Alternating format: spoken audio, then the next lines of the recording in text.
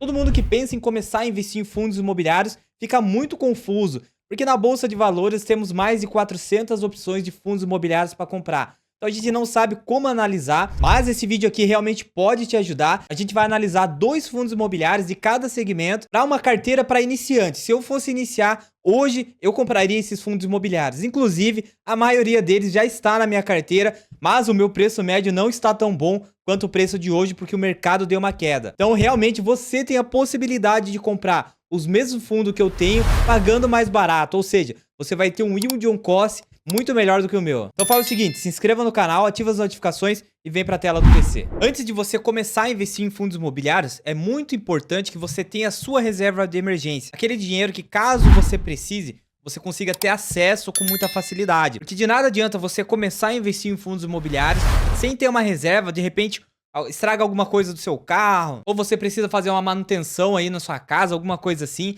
e você vai lá, vende essas cotas do fundo imobiliário. Assim como a gente está falando de renda variável, a cota do fundo imobiliário pode subir, pode descer. E talvez você compre em um momento de alta e tenha que vender no momento de baixa e está perdendo dinheiro. Quando você já tem a sua reserva de emergência, investimento de renda fixa, não existe a possibilidade de você pegar menos dinheiro do que você tem. Por outro lado, a renda fixa paga menos do que renda variável quando você compra bons ativos. Então tem 2 opções aqui, ó, de renda fixa que você pode estar criando a sua reserva de emergência. O ideal é que você tenha pelo menos 6 meses do seu custo de vida na reserva de emergência. Por exemplo, se você tem um custo de vida de R$ 2.000, o interessante seria você ter R$ 12.000 na sua reserva de emergência. E caso as coisas dê errado aí, pelo menos você não vai ser despejado se você mora de aluguel, sua família não vai passar fome. É muito importante que você tenha essa reserva de emergência. Inclusive, parte da minha reserva de emergência está no Sofisa Direto. Tem a caixinha do Nubank, que ela rende 100% do CDI.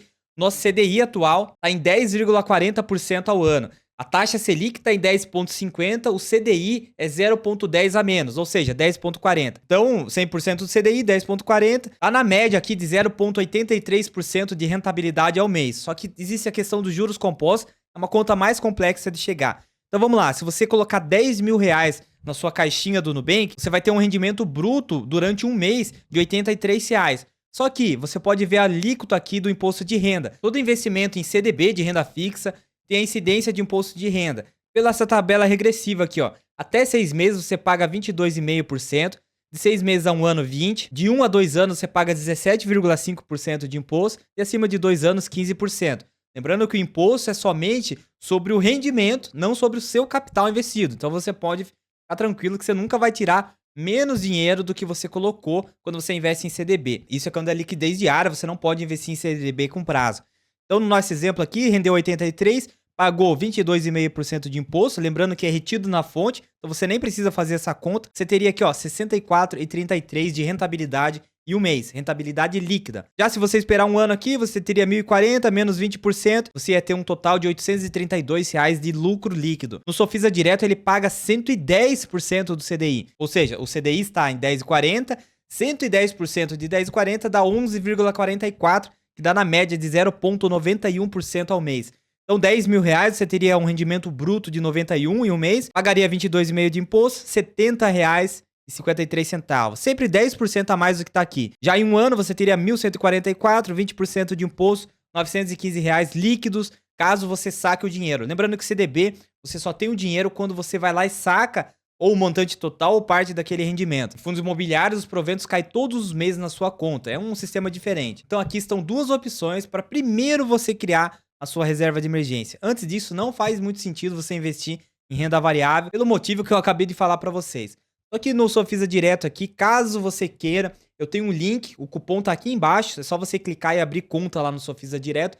Você ganha R$ 50 se você investir em renda fixa, só que daí com prazo de 12 meses, não é liquidez diária. Caso você invista acima de R$ 1.000 nessas condições, você ganha R$ 50 para utilizar da forma que você quiser. Agora a gente vai dar uma olhada aqui em 2 fundos imobiliários de cada segmento que eu citei no começo do vídeo, para que você tome a decisão. Se eu fosse começar a investir em fundos imobiliários hoje, com certeza investiria nesses fundos aqui.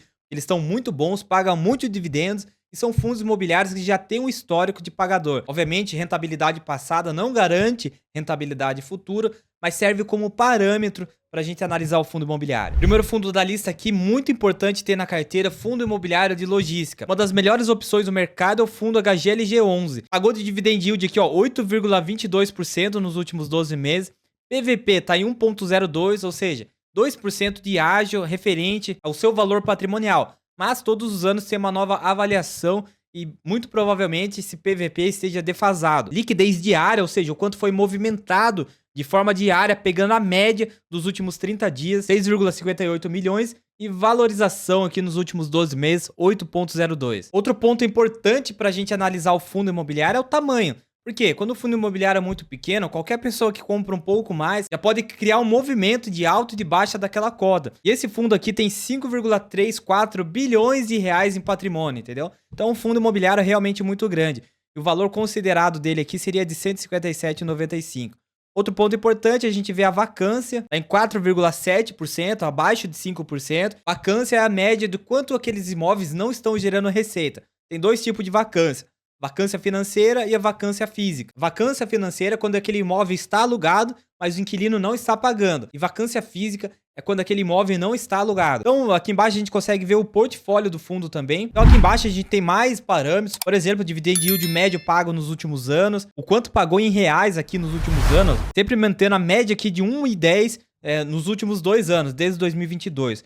A não ser em alguns momentos aqui que ele paga mais, quando vende um imóvel, por exemplo, porque os fundos imobiliários são obrigados a distribuir em forma de dividendos 95% dos seus lucros a cada 6 meses. Então, por isso que sempre acontece essa questão aqui de um pico de pagamento de dividendos. Próximo fundo muito legal também é o fundo XPLG11, também de logística. O preço atual está em 102, pagou 9,12%, 0,91, ou seja, você está com um desconto aqui na média de 9% quando você compra esse fundo imobiliário. Liquidez diária 4 milhões e valorização nos últimos 12 meses, menos 1,4%. Um fundo imobiliário que sofreu um pouco nos últimos meses.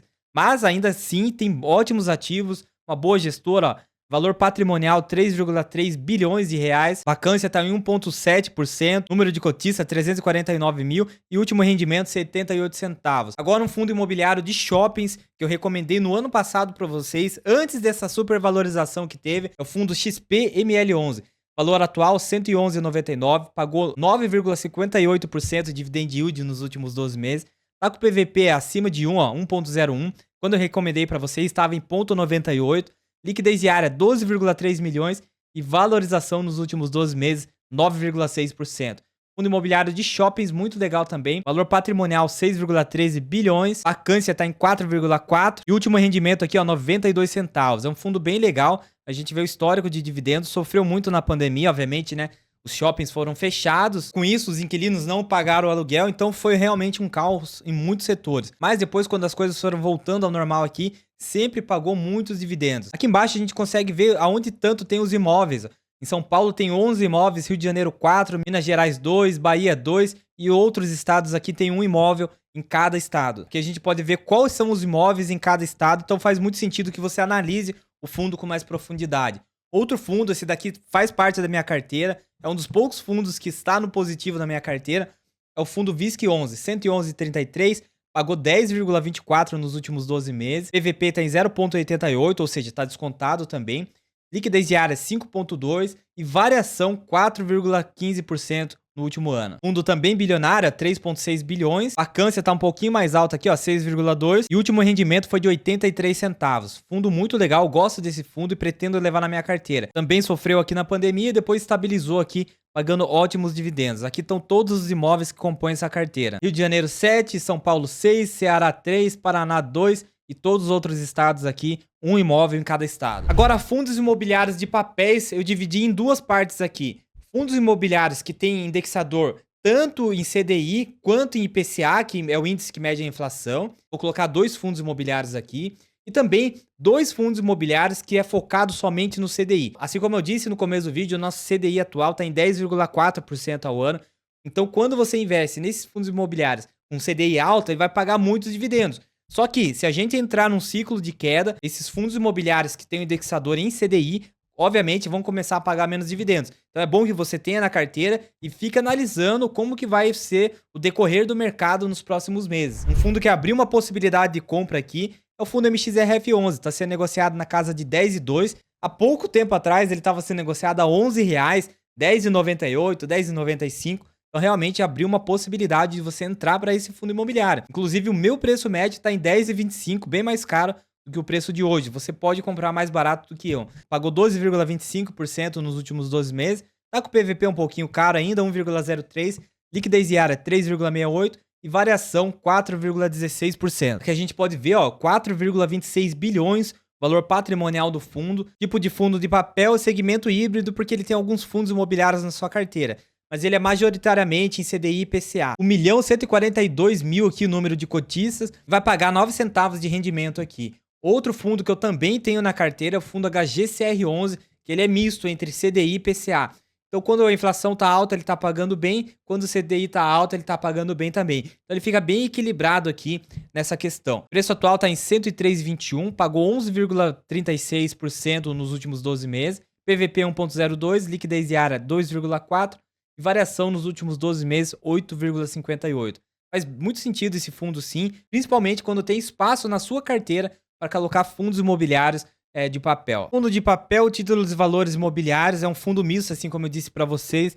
Último rendimento 95 centavos, número de cotista mais de 100 mil aqui também. E agora, dois fundos imobiliários, também de papel, só que focado no CDI. A gente está com o CDI alto, a previsão é que se mantenha alto para os próximos meses. E caso isso aconteça, os fundos imobiliários vão sair muito bem, pagando melhores dividendos.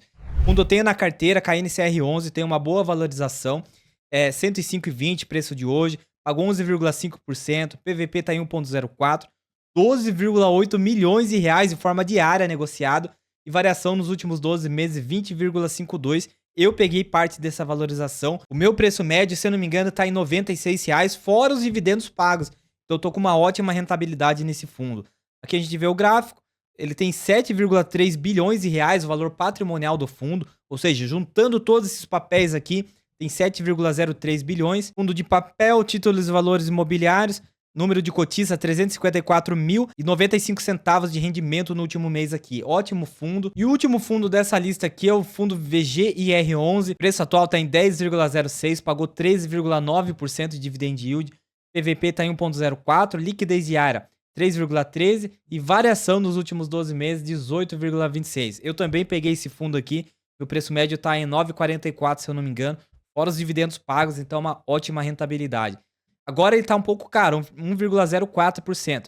Eu não compraria por R$10,06, mas até uns 9,80, que é um preço que geralmente ele tá, faz muito sentido sim. Mas eu coloquei ele na lista aqui para que entre no seu radar, você ir analisando, eventualmente essa cota caia e pode ser uma possibilidade para você colocar. Lembrando que nada daqui é recomendação, é só um vídeo para te ajudar. Esse fundo é um pouco menor, mas também, ó, acima de R$1 bilhão. Seu preço justo seria de 9,74. Fundo de papel, títulos e valores imobiliários, só que ele tem mais de 90% em CDI dos seus CRIs. Então é um fundo que se beneficia com essa Selic alta. Vai pagar 10 centavos de rendimento aqui, tem 252 mil cotistas. Quando a gente vê o histórico de dividendos, olha só que interessante. Ele pagava menos dividendos aqui na época que a Selic estava baixa. Lá em 2019, por exemplo, chegou o momento que a Selic estava 2% ao ano. Depois foi para 6%, etc. E subiu a 14% ao ano. Depois nós entramos num pequeno ciclo de queda da Selic, ele veio pagando menos dividendos, mas está mantendo aqui, ó, na média de 10, 11 centavos ao mês. Então esses são os fundos imobiliários. Na minha carteira aqui você consegue perceber que vários deles eu tenho, ó. MXRF11, XPLG11, HGLG, VGIR11, BISC11, HGCR11. Todos esses fundos imobiliários aqui eu tenho na minha carteira. Lembrando que alguns eu tô tomando prejuízo aqui na cota. Ou seja, hoje está sendo negociado mais barato do que o preço que eu paguei. Só que todos eles aqui, ó, já me pagaram muitos dividendos. Então, quando a gente pega aqui o preço da cota mais os dividendos pagos, todos eles estão no positivo da minha carteira. Isso é importante falar, mas olha a possibilidade de comprar bons fundos imobiliários que você tem. Então é isso, pessoal. Deixa aqui nos comentários, quero saber de você, o que você achou dessa lista aqui. Na minha opinião, são ótimos fundos imobiliários. Muitos deles você tem a possibilidade de comprar com um bom preço, mas é muito importante que você estude com mais profundidade antes de colocar o fundo na carteira. Lembrando que se você quiser ter acesso a essa planilha aqui, tem esse vídeo aqui que eu mostro como você baixa, alimenta e utiliza a planilha para gerenciar seus ativos. Se inscreva no canal, ative as notificações, fica com Deus e eu te vejo aqui no próximo vídeo.